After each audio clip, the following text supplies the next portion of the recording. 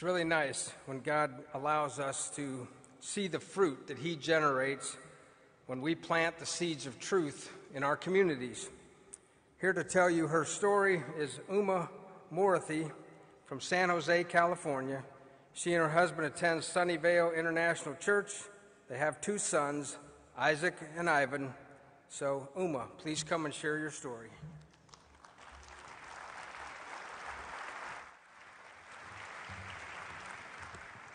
Praise the Lord. Thank you, Gideon's International, for organizing this and for giving me this wonderful opportunity to share about His story in my life. May He increase and I decrease. Well, my name is Uma, and God has given me a new name, Esther. And it's not the same testimony that I'm going to share with you, which I did in Modesto in 2019, but God has multiplied His testimonies in my family, and it's going to be an addition today, a new addition which you will definitely relish and enjoy what God has done and glorify His name. So I hail from Chennai, India, and I was born and brought up in a very orthodox Hindu Brahmin family. And I was the last daughter among the 4 daughters in my family. And when I was a Hindu, I was such a staunch Hindu Brahmin that every day I used to go to the temples and worship those idols. I used to do a lot of ritualistic things, and I used to sacrifice and do a lot of physical sacrifices to those idols. And you can never see my forehead without the vermilion saffron which the Hindus keep. And it was so pious I felt that I was from a very upper caste, and I was so proud. But I never had the peace in my heart. I was searching for holiness to the holy God, but I never found that. And the best part of it is, when we were in India, we had the opportunity to go to Christian convent schools. And that's where the door opened. It's not because of Christian convent, but how God met me there. So when I was studying in that convent school, I was surrounded with a lot of Christian friends. And every day we used to have the school assembly, and we used to know the Lord's Prayer by heart. And we used to hear the word of God and everything over there, but nothing actually influenced me or changed me. Because when my sister was in 10th grade, I was in 1st grade in the same school, and nothing changed any one of us over there. But I want to stress this more because these days, they say that Christians convert others. That's not true, because I'm a living proof, because no man can convert another man. Conversion is not a compulsion. It is a conviction of the heart. And when I was a small child, the Gideons used to come to our Christian convent school, and they used to distribute these small, tiny, pocket-sized Bibles to all the children. At that time, I was in 1st grade. I suppose it was 1985 when I first received this small, tiny Gideon Bible. And I was so fascinated with this small Bible because it was so tiny that it would fit into my small hands. And I always used to keep it in my uniform pocket, and I used to keep running around with it. And just because I like literature a lot, I just simply started reading the Psalms and the Proverbs, not knowing the exact meaning of it, but I simply used to read it. And days went on, and the school organized for a Scripture Union camp. At that time, I was 12th grade, and I just went to the camp to have fun with my friends. First 2 days of the camp, I was just having fun. The 3rd day in the camp, what happened was a sister shared a small message in the group, and she shared from Isaiah chapter 44 that we cut wood from a tree, and one part of the wood we make an idol and we worship it, and the other part of the wood we are actually using it as firewood for cooking. So we are actually worshiping the created object and not the creator. So if you have brains, think and see. She just pointed out to me in front of the whole crowd, not knowing that I was a Hindu, and she said, if you have brains, think and see. So that night was a sleepless night because as a teenager, I felt so bad in front of all my friends, and I couldn't sleep. And out of curiosity, just to go and fight with that sister the next day, I opened the Bible, and for the first time, I started reading the book of Isaiah from the Old Testament, out of curiosity to just fight. But as I was reading, you know what happened? I don't know what happened, but the Holy Spirit just transformed me.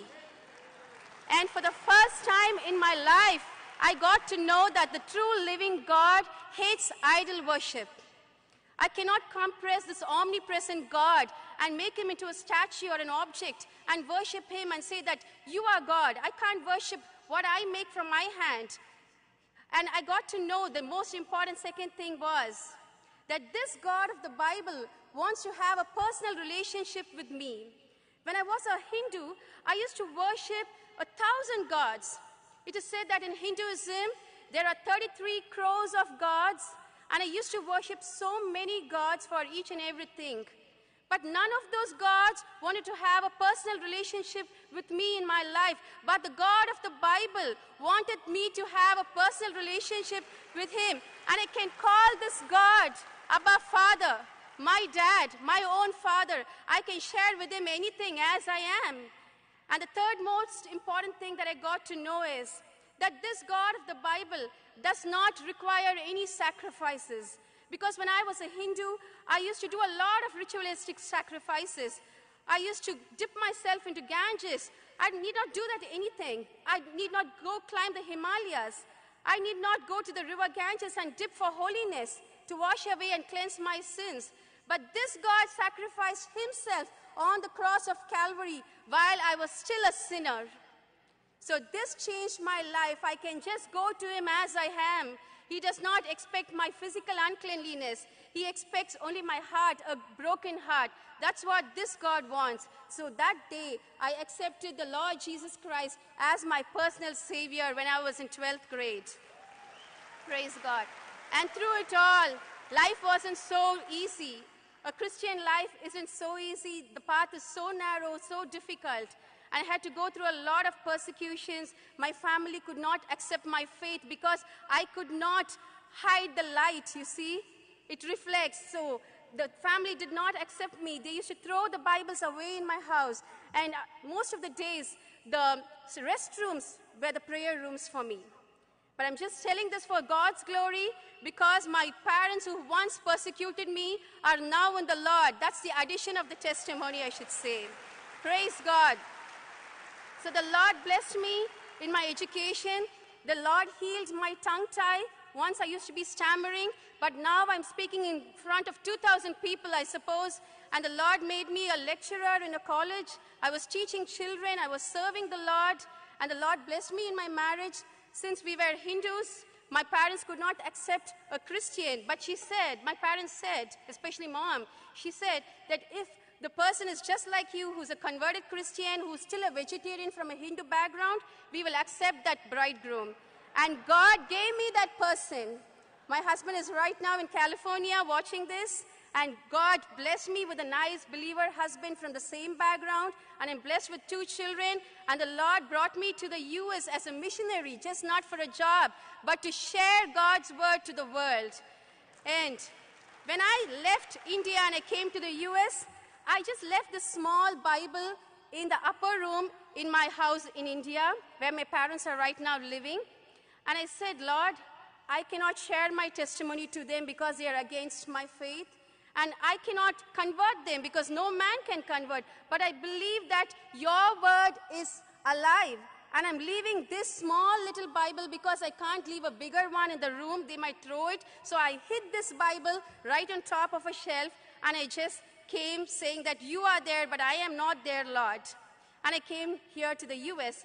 And I totally forgot about the Bible, but I was praying for my parents' salvation. And one day when I was feeling down in spirit, I called my dad and I was sharing something, that I'm worried and I'm going through something. And you know something, what he did? He quoted scripture verses from the Bible, and he said that Jesus is with you, though we are not there. Your God is there. He's a living God, and he did so many miracles in the Bible. And I asked my dad, Dad, how do you know this? Because you were against Christianity, you were against the Bible. How do you know scripture verses? He said, one day, I was feeling lonely. He's actually now 80 years, but when this happened, he was 77 years. And one day, he said, I was lonely. I just went to the upper room trying to take some things away, and I found this small little Bible in the shelf. And out of curiosity, I just started opening this, and I just started reading this, and I couldn't stop it. And I asked Dad, you can't read the newspaper because you said the letters are so tiny. But then how did you read the letters in the small little Bible? And he said, I couldn't read the newspaper so well, but this Bible I was able to read. I don't know how. It is the Holy Spirit. Praise God for that. And now he's finished the New Testament, and I got him a bigger letter Bible, and he started reading the Old Testament. And every day he sends me verses saying that this particular verse and this promise, through this God spoke to me. Every day he's sending it to me. And my mom was against this, and she said, you keep this Bible business with you and your daughter. Don't bring that Bible business to me. This is what she said before the COVID. And during the pandemic, God touched my mom. My mom, who was against all this, during the pandemic, fear struck.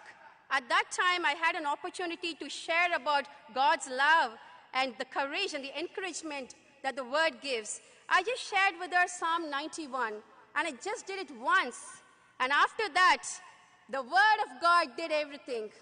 The Word of God got into her heart, and she says that Jesus is Lord, and she is proclaiming this truth to all the Hindu relatives, and she meditates on Psalm 91 every day. Until this day, though the next door neighbor died because of COVID, or anyone else died on the street and relatives died, my parents are still alive and safe. The Word of God made them, protected them, and they are safe right now as a testimony in India. Praise God for that. Amen. Praise God. So this is the addition of the new testimony, which happened in 2021 during the pandemic. And God has used the COVID to change a lot of people in India. Now there is a revival happening, and many people who are against Christianity, against our faith, are coming to us for prayers. God is good. It is all about Him. It's not about me. No man can convert anyone. I was not there with my parents. I couldn't convert them. But the Word of God was there with my parents. The Word of God is alive and active. Nothing else is so sharper than this Word. The Word of God is sharper than a double-edged sword. Only God can do it. Only His Word can do it, not me. Praise God. May He increase and I decrease. As for me and my household, we will worship the Lord. Amen. Thank you. Thank you. Thank you.